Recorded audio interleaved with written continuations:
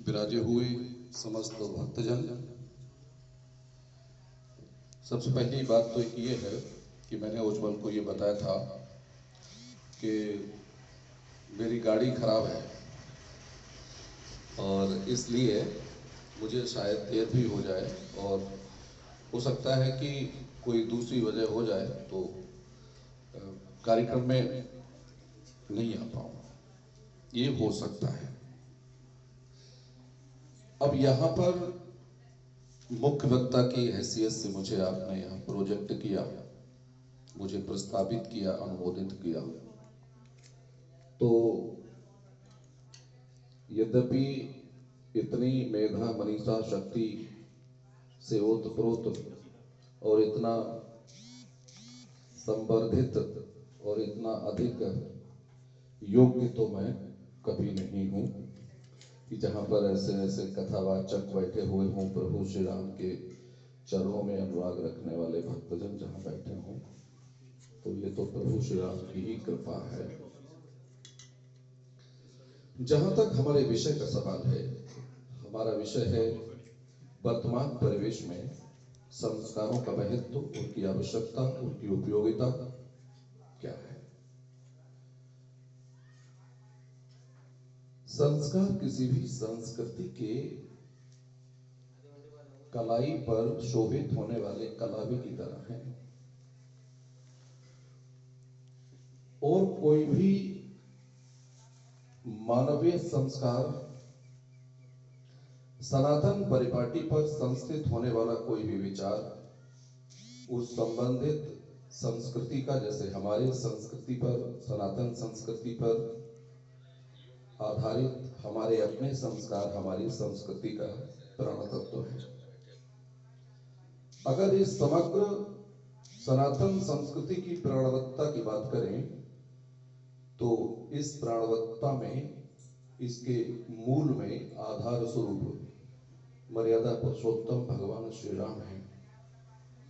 हमारी सनातन संस्कृति की जो जीव शक्ति है, उसकी संजीवनी प्रभु श्री राम ही है और कोई नहीं।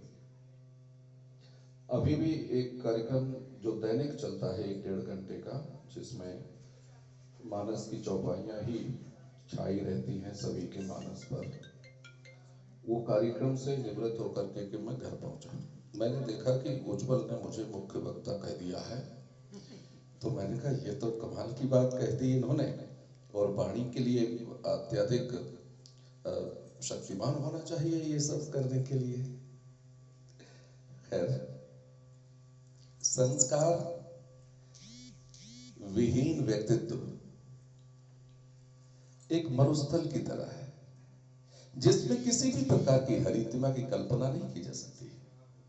जहां संस्कार नहीं है वहां मानवीय जीवन नहीं है। जीवन तो हो सकता है लेकिन मानवीय जीवन नहीं है। और इस दृष्टि में संस्कारों की परसंपदा ही एकमात्र ऐसा साधन है जो मनुष्य को दूसरे जीवधारियों से अलग कर देती है।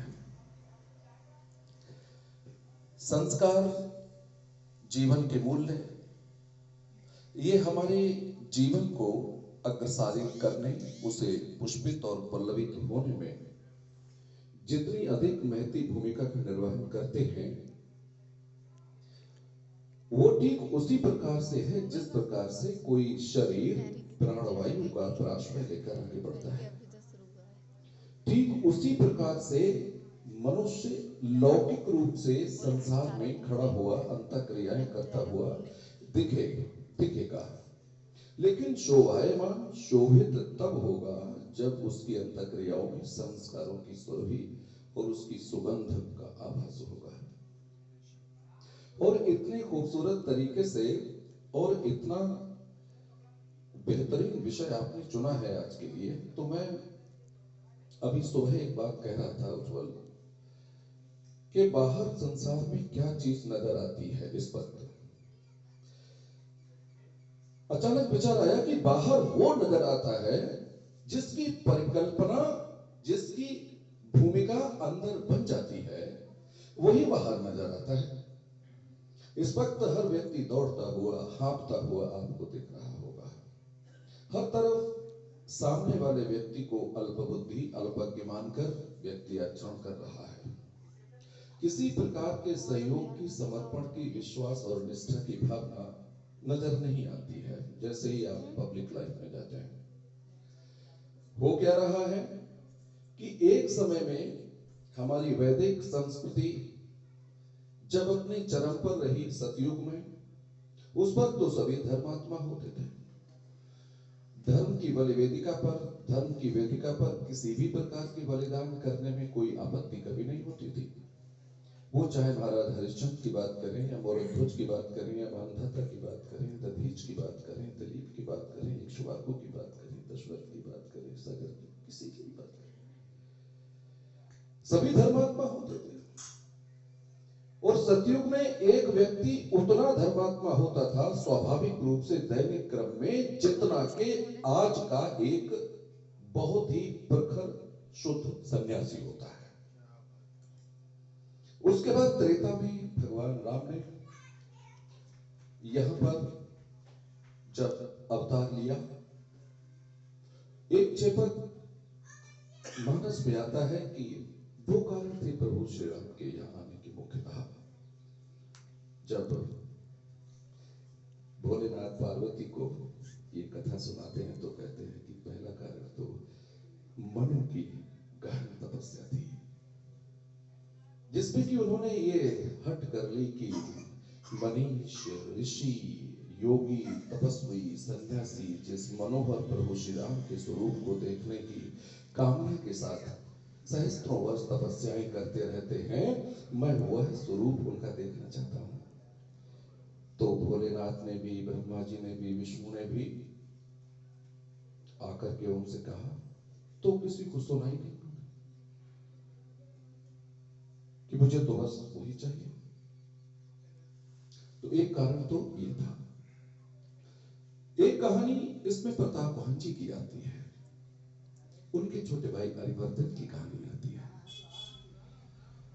उनके जीवन से जुड़ी हुई कथा भी भगवान प्रभु को यहां लाने के लिए, भगवान श्री राम को यहां लाने के लिए निमित्त मानी जाती है। जितने भी पुरुषार्थवान, पुरुषार्थी महानुभाव इस धरा को शोभित कर चुके हैं, उन सभी के हृदय में और जीवन में आवश्यक रूप से संस्कारों का निवेशन पाया गया है। और वर्तमान समय में अगर आप इस देश के सर्वाधिक समृद्ध महानुभावों की बात करें, ख्याति की दृष्टि से, धन की दृष्टि से, ऐश्वर्य बल की दृष्टि से, तो आवश्यक रूप से यह पाया जाएगा कि जिन जिन के हृदय में संस्कार गहराई से संस्थित हो चुके हैं और जिन लोगों ने संस्कारों की आधारशिला पर अपने जीवन का निर्माण किया है, वही लोग सबसे ज्यादा समृद्ध हैं, वही सबसे ज्यादा ख्याति प्राप्त हैं और वही सर्वाधिक दूरगामी ऐश्वर्य का भोग करने वाले हैं। संस्कार तो ठीक वैसे ही है जैसे जीवन को जीने के लिए वायु की आवश्यकता है, उसी प्रकार से इस मनुष्य को मनुष्य की पुष्ट श्रेणी में लाने के लिए संस्कार भी एक शर्त है। अगर संस्कार नहीं है तो जीवन नहीं है। 14 प्राणी बताए गए हैं रामायण में जिनको मृत माना गया है। रावण के लिए यही तो कहा प्रभु श्री राम के दूत ने। क्या था? संस्कार नहीं था। जीवन का मूल्य, जीवन के संस्कार इस धराधाम को शोभित करते हैं और एक संस्कारित व्यक्तित्व इस धरती पर राम राज्य की परिकल्पना को साकार करने की शक्ति रखता है। हमारी आने वाली पीढ़ियां जो भी हैं, उन समस्त पीढ़ियों को, अभी वर्तमान की पीढ़ी है, उसके बाद अनंत पीढ़ियां आएंगी, तो संस्कारों का संवहन करने के योग्य उनकी मानसिकता को, मनोदशा को, उनकी मस्तिष्क की क्षमता के विकास में अपने उपक्रम को बहुत तीव्रतर करने की आवश्यकता है। क्योंकि संस्कारों का संवहन वक्त के साथ स्वमेव होता है। बस पौधे को रोपित करने की आवश्यकता होती है। एक पौधे को आपने एक बच्चे के मानस में रोपित कर दिया और फिर उसके बाद में वो हस्तांतरण, वो ट्रांसफर अपने आप ही होता है। और ये जो सत्संग है जिसकी परिपाटी आरंभ की गई है हमारे आदरणीय महानुभाव ने की है, श्रद्धेय शर्मा जी ने, ये उसी की श्रृंखला है और उनके अंतस में स्थापित ये विचार कि वो अपने सेवा काल में वो कार्य नहीं कर पाए जिस कार्य को वो करना चाहते थे। अपने उद्बोधनों में इस बात को वो कहते हैं। अब उन्होंने इस कार्य को आरंभ किया है। निसंदेह ये कार्यक्रम आने वाले समय में बहुत ही अधिक उच्च स्तर पर उपयोगी सिद्ध होगा। जरूरत इस बात की नहीं है कि आपके किसी कार्यक्रम में सहभागिता करने वाले लोगों की संख्या कितनी है, प्रश्न ये नहीं होता है। कई बार ऐसा होता है कि हजारों लाखों की भीड़ वाले कार्यक्रम का कोई हेतु निमित्त और उद्देश्य जो होता है वो बड़ा निम्नतर होता है। कभी कभी कम संख्या में जिस कार्यक्रम में सहभागिता करते हैं भाई बहन, उस कार्यक्रम का जो लक्ष्य है, जो उसका उद्देश्य है, वो गगनचुंबी हो सकता है। इस सीमित श्रद्धालु और जो भक्तजन हैं प्रभु श्री राम के, उनकी जो संख्या है वो भले ही यहाँ कम नजर आती हो, लेकिन ये उद्देश्य इतना परिमल और इतना विमल है, इतना प्रांजल उद्देश्य है कि ये किसी भी 10-20-50 लाख लोगों के बीच में शायद कोई भी व्यक्ति उस तरीके का राष्ट्र का भला करने में क्षमता नहीं रखता हो, बोलकर कोई संभाषण करके, जितना कि हम अपने चंद भाई बहनों के बीच में प्रभु श्री राम की चर्चा करके राष्ट्र का भला करेंगे, वो लाखों लोग नहीं कर सकते हैं। इसलिए इस कार्यक्रम का सदैव महत्व और इसका मूल्य अपने हृदय में संस्थित और स्थापित करते हुए बच्चों के साथ संभाषण कीजिए, उनसे बातचीत कीजिए और प्रत्येक घर में रामचरितमानस का होना इतना आवश्यक है कि रसोई में कैनिस्टर में चावल, चीनी और आटा भले ही ना हो, लेकिन प्रातःकाल पूजा घर में मानस का पाठ अवश्य होना चाहिए। किसी भी समृद्धि का कोई महत्व ही नहीं है, किसी भी उपलब्धि की कोई आवश्यकता और महत्व है ही नहीं जब तक कि उसमें संस्कारों को समावेशित न कर दिया जाए। इसलिए बहुत सारी ऐसी बातें हैं जो यहां पर की जा सकती हैं। अब एक बात मैं हटकर करूंगा थोड़ी सी। जीवन में हम जो भी कुछ करते हैं प्रेम और शांति प्राप्त करने के लिए करते हैं। संसार के लोग हमको प्रेम और सम्मान दें और हमको शांति प्राप्त हो, केवल यही एक उद्देश्य होता है हर मनुष्य के जीवन में किसी भी प्रकार के कार्य को करने का। कोई भी कार्य हम करें, अब इस मेरे कथन का अंतः अवलोकन कीजिए और ये देखिए कि मैं ये बात कहां तक ठीक कह रहा हूं। मैंने कहा, मैं इसको दोहराता हूं, शांति और प्रेम। संसार हमको प्रेम करे, हमको सम्मान दे और हमको शांति प्राप्त हो, केवल यही चाहते हैं समस्त प्राणी, मनुष्य प्राणी। क्योंकि मनुष्य की ये एक नैसर्गिक आवश्यकता है कि मनुष्य प्रेम और शांति अथवा आनंद की तरफ जाता है। शांति या आनंद वो एक ही चीज है। भगवान शांति स्वरूप है, भगवान आनंद स्वरूप है, भगवान प्रेम स्वरूप है। तो जब हम सुबह को निकलते हैं शांति आनंद के लिए और प्रेम की तलाश में, तो क्या हम भगवान की तलाश में नहीं निकल रहे होते हैं? लेकिन हम जानते नहीं कि हम भगवान की तलाश में निकले हुए हैं, क्योंकि ये जीवात्मा का स्वाभाविक धर्म है, स्वाभाविक स्वभाव है कि जन्म लेकर समर्थ समझदार होने से लेकर और इस संसार से चले जाने तक व्यक्ति शांति, प्रेम और आनंद ढूंढता है। स्कूल जाते हैं, बच्चे को भेजते हैं, स्कूल बच्चे को भेजा, हम आनंद की ही तलाश में हैं। बच्चा भी खेलता है आनंद, उसके बाद में बड़ा होता है, पढ़ाई पूरी करता है, उसके लिए नौकरी मिल जाती है, उसका विवाह हो जाता है, विवाह के बाद बच्चे आ जाते हैं घर में, मकान भी बनता है, गाड़ी भी आती है, ये सारी की सारी चीजों को हम करते रहते हैं। हम चाहते क्या है? शांति और आनंद और प्रेम हमको मिले। अब एक बात हम कहेंगे जिस पर आप अन्वेषण कर लेना कि इतना करते करते, कितना करते करते, शिक्षा हो गई, विवाह हो गया, बच्चे हो गए, घर भी हो गया, गाड़ी भी आ गई, अच्छे अच्छे लोगों के बीच रिश्ते भी बन गए, बिजनेस भी अच्छा चल रहा है, नौकरी भी अच्छी चल रही है, लेकिन जो जो होता गया पीछे, उसके हो जाने के पश्चात एक भाव हृदय में हमेशा सर उठाता रहा कि नहीं, और होना चाहिए। और होना चाहिए का मतलब है जो आप करके आए हैं वो ठीक नहीं हुआ है, या जो हुआ है उसने उस उद्देश्य की प्राप्ति नहीं की जो आप ढूंढ रहे थे। क्योंकि आप शांति और प्रेम ढूंढ रहे थे।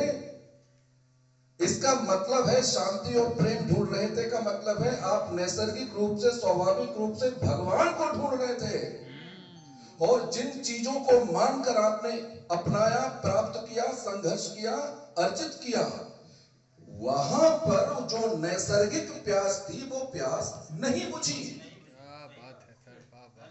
इसका मतलब यह हुआ कि आप ढूंढ तो ठीक चीज रहे थे लेकिन गलत जगह ढूंढ रहे थे। ढूंढ तो आप ठीक रहे थे। मेरे बीच में ये महानुभाव बैठे हुए हैं, आदरणीय महानुभाव, समाज के प्रतिष्ठित व्यक्तित्व हैं। मैं एक बात दावे के साथ कह सकता हूं यहां पर, क्योंकि हमसे सबसे सीनियर हैं। बाबूजी आप बताइए, व्यवहारिक बात कर रहा हूं कि जिस स्थिति अवस्था में आज आप हैं, सफल हैं, बड़े कांतिमान हैं, बड़े ऊर्जावान हैं, बड़े संपन्न नजर आते हैं, पीछे पलटकर जरा देखो कि आपने जो भी कुछ पाया है वो इसी भावना के तहत पाया कि मन को शांति प्राप्त हो, आनंद प्राप्त हो, और मैं सबका प्रेम प्राप्त करूं, सब मुझे स्नेह करें, और यहां तक आप आ गए। एक गारंटी की बात है कि जितना भी अब तक हुआ है वो सारा का सारा कुछ, अब जो बात कहने जा रहा हूं उस पर ध्यान दीजिएगा, बहुत ही पूजनीय संगत साधुओं की है। अभी तक जितने भी जितना जीवन गुजार लिया है उसके पीछे पलट कर देखो, यदि ये आभास आपको ना हो कि जो भी कुछ किया तो शायद वो नहीं था जो मैं करना चाहता था। जिसको प्राप्त करने के बाद कुछ और प्राप्त करने की आवश्यकता रह जाती है वो लौकिक प्राप्ति है, और जिसको प्राप्त करने के बाद कोई आवश्यकता ना रहे वो अलौकिक प्राप्ति है। श्री राम का घोष करे या सच्चे दरबार का करे, ताली नाम ले। जय श्री राम। अब एक सवाल आता है कि ये बात मैं उज्जवल से करूं तो अलग बात है, और मैं बाबूजी से कह रहा हूं तो अलग बात है। अलग बात क्यों है? उम्र का असर है। उज्जवल को लगता है कि दुनिया बहुत ग्लैमर से भरी हुई है, बड़ा रंगीनियत है, बड़ी सफलता पानी है, बड़ी प्रसिद्धि पानी है, हजारों लोगों की भीड़ में, लाखों लोगों की भीड़ में जब उसके एक छंद पर तालियां बजती हैं तो उसको जान पड़ता है कि यही आनंद है, यही है।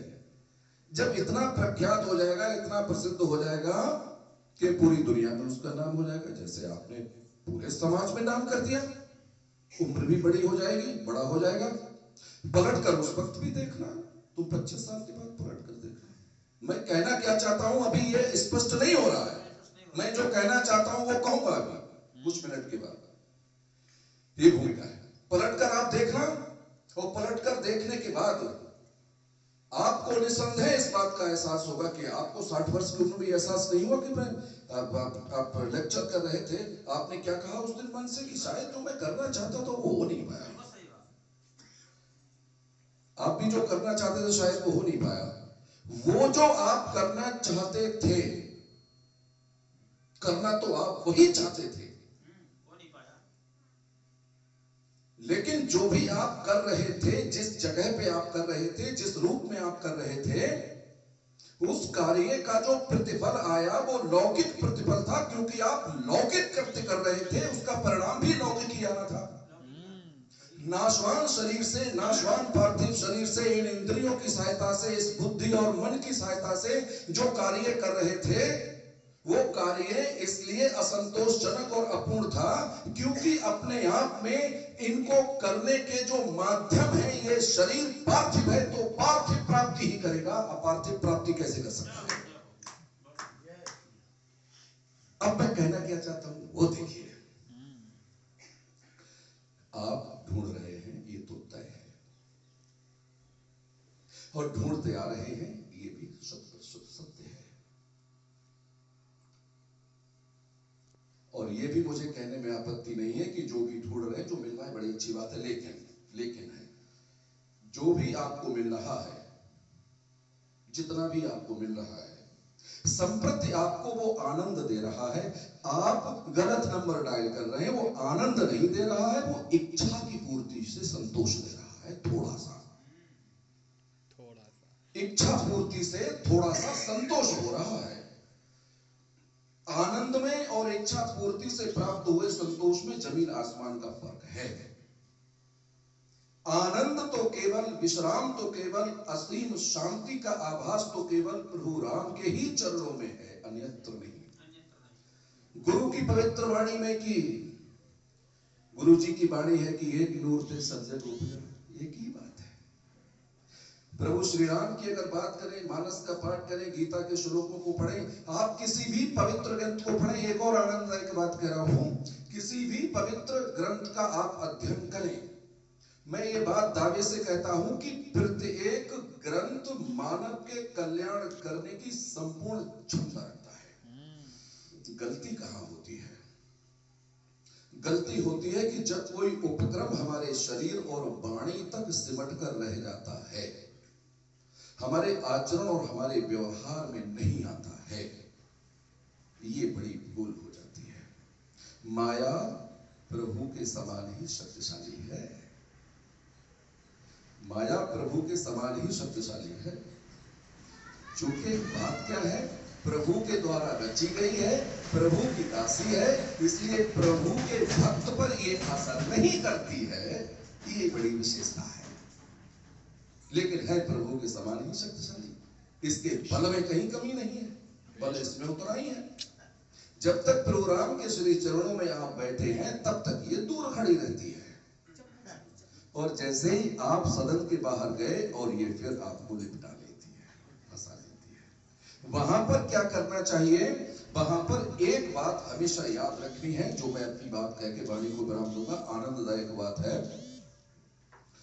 बात यहां ये है, एक बात हमेशा ध्यान में रखो, बच्चों की समझ में शायद ना आए, लेकिन एक बात मैं सभी से कह रहा हूं, जीवन को महोत्सव बनाना यदि चाहते हैं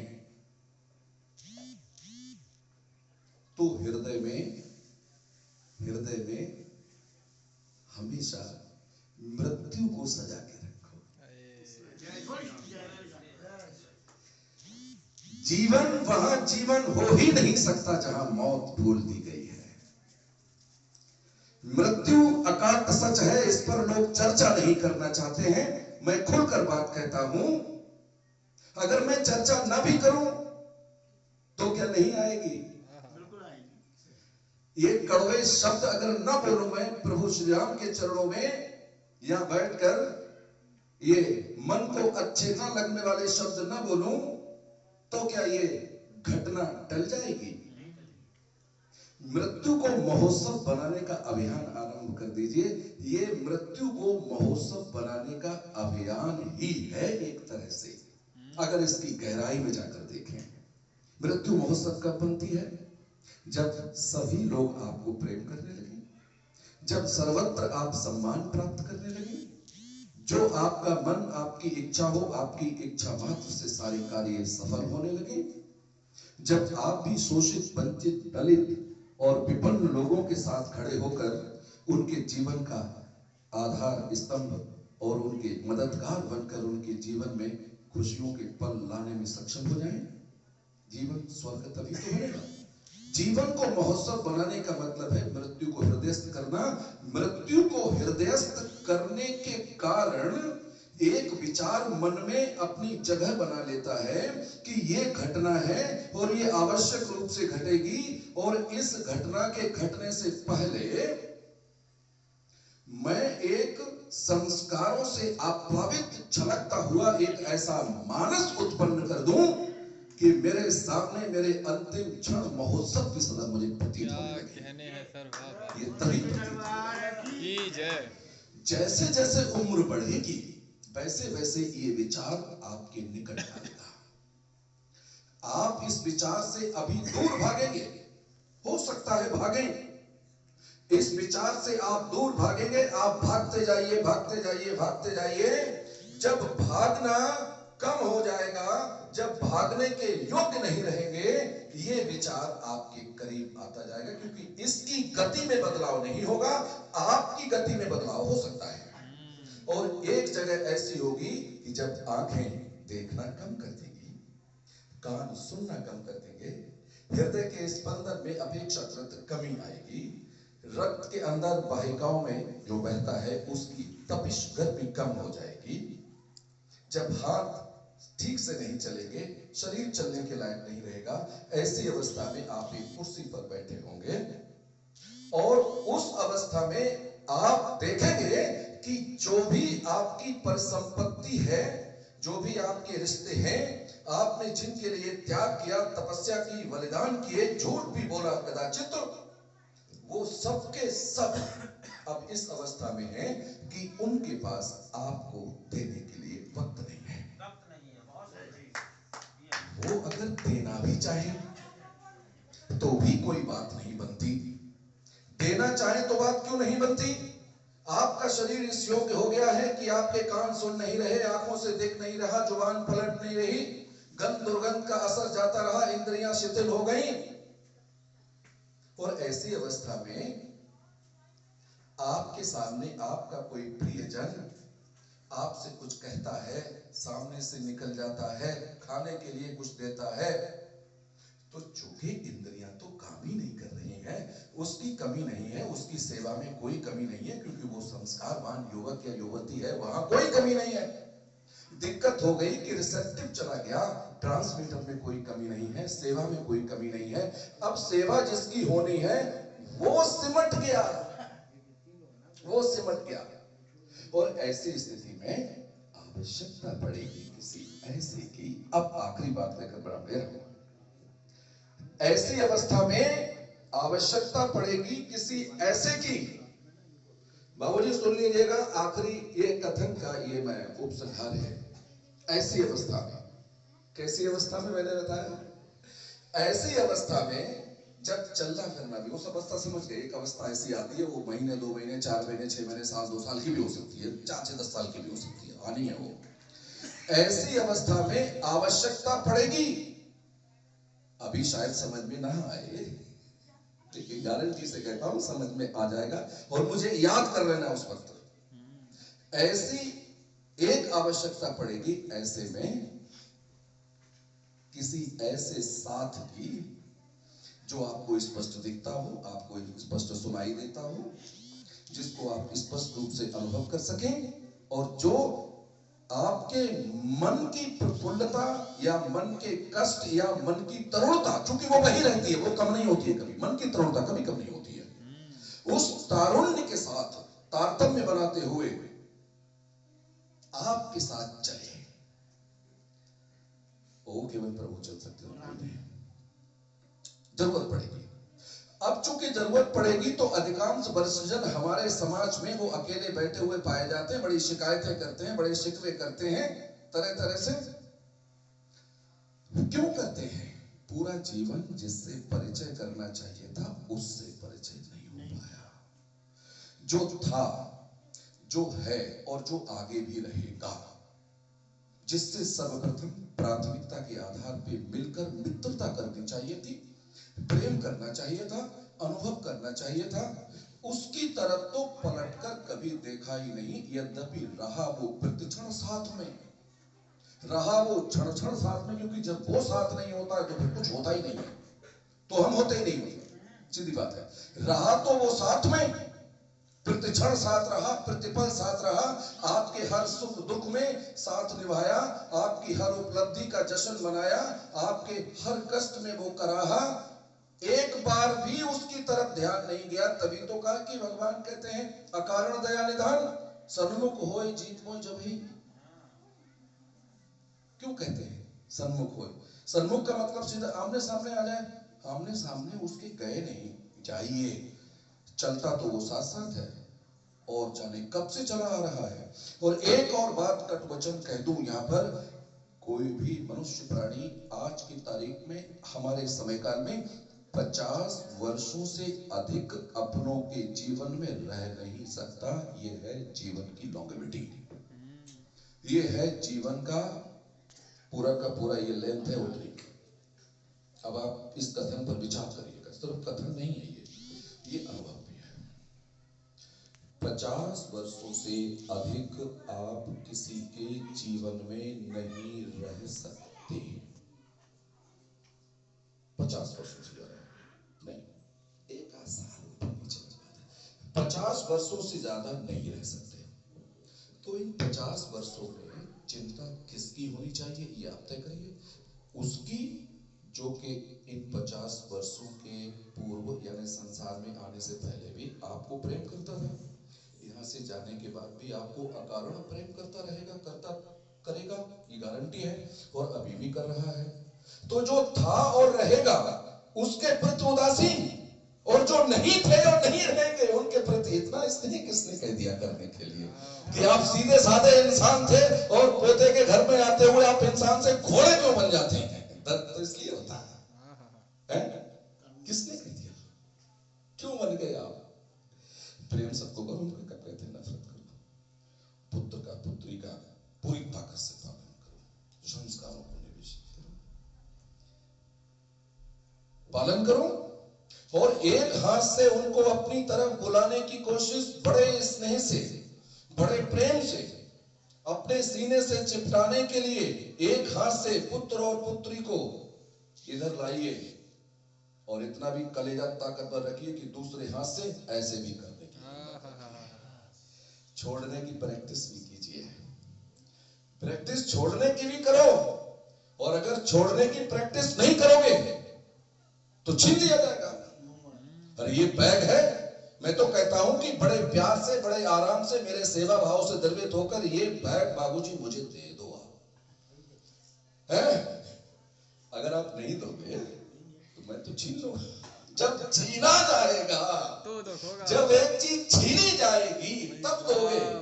और छीनने में सम्मान नहीं है, छीनने में, लुटने में सम्मान कहां है जितना दान में सम्मान है।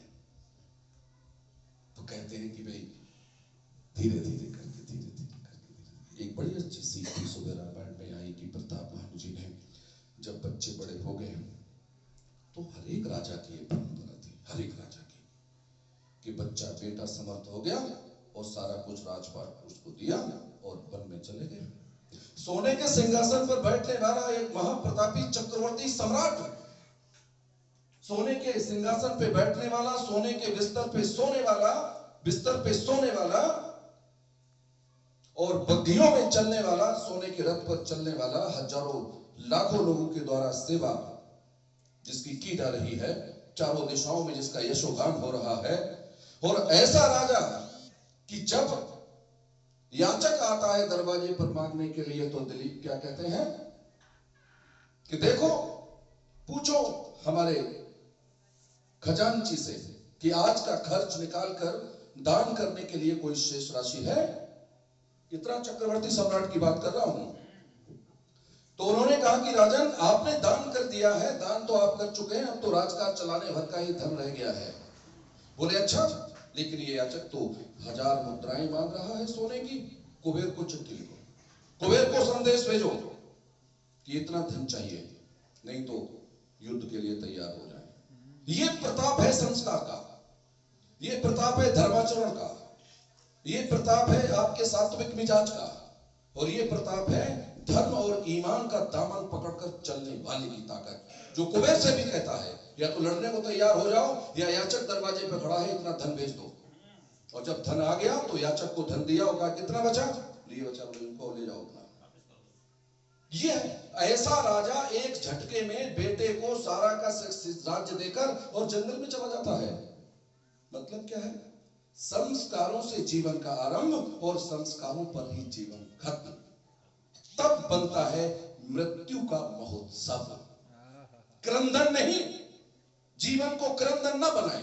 मृत्यु का डर तो क्रंदन बना देगा और मृत्यु के भयावह घटनाक्रम की स्वीकार्यता और स्वीकारोक्ति जीवन को महोत्सव बनाएगी। और यह संभव है केवल संस्कारों की परिसंपदा से, अन्यथा यह संभव नहीं। बोलिए साचे दरबार की जय। प्रभु श्री राम के चरणों में विनम्र भाव से नमन करते हुए आप सभी महात्मा जनों को जो बैठे हैं सभी के चरणों में मेरा बहुत बहुत बहुत बहुत विनम्र नमन। सभी लोग मुझे आशीर्वाद दें। यद्यपि मैं इस योग्य नहीं था, फिर भी उज्जवल ने जब कहा मुझसे, तो वो शक्ति आप सभी मातृशक्तियों की ओर से और बड़ों की तरफ से मुझे मिली है। आशीर्वाद दीजिए इनको। आप भी आ जाइए, आप भी आ जाइए, आ जाइए।